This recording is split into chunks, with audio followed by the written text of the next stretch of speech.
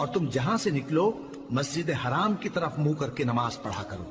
और मुसलमानों, तुम जहां हुआ करो इसी मस्जिद की तरफ रुख किया करो। ये ताकीद इसलिए की गई है कि लोग तुमको किसी तरह का इल्जाम न दे सकें, मगर उनमें से जो जालिम हैं वो इल्जाम दें तो दें। सो उनसे मत डरना और मुझी से डरते रहना। और ये भी मकसूद है कि मैं तुमको अपनी तमाम नेमतें बख्शूं और ये भी कि तुम राह रास्त पर चलो।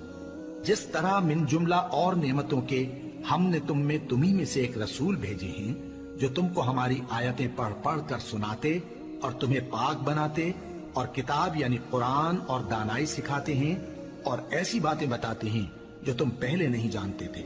सो तुम मुझे याद किया करो, मैं तुम्हें याद किया करूंगा, और मेरा एहसान मानते रहना और मेरी नाशुक्री न करना।